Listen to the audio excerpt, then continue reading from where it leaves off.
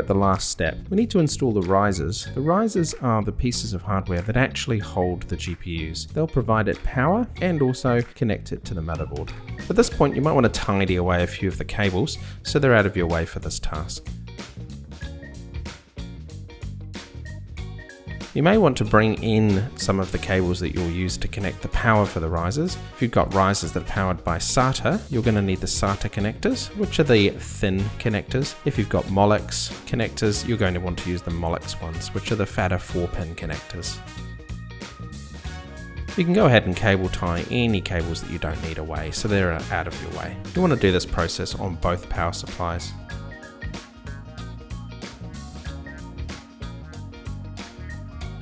Most 750 watt power supplies are going to provide you with 2 strands of SATA and 2 strands of Molex.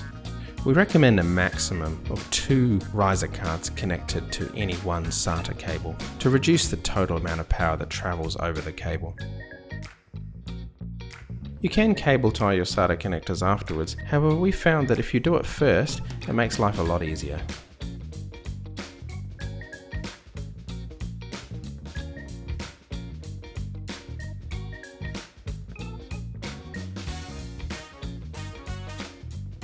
You're going to be connecting 3 of the risers to the right hand side and 3 of them to the left hand side, so it's balanced across the 2 power supplies.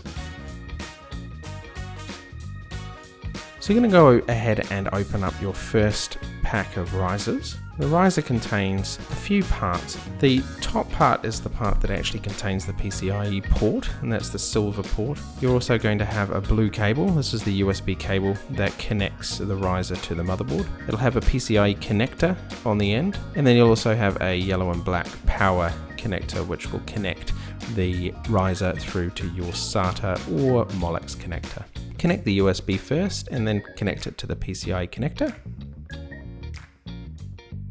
and run it through and connect it to the first PCIe slot on your board.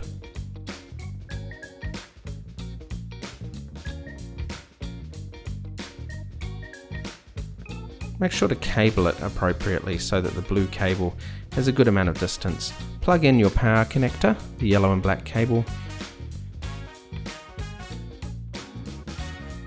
Sometimes you might want to adjust the location of the cable just to ensure that it doesn't stretch too far or go across other cables.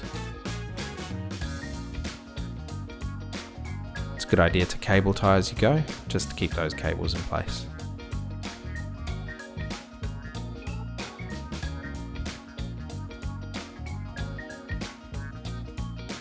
Now you're going to want to repeat these steps and go ahead and connect all of your risers on. As you go, be sure to connect the power cable SATA end or Molex end to the connector cable so that your riser has got power.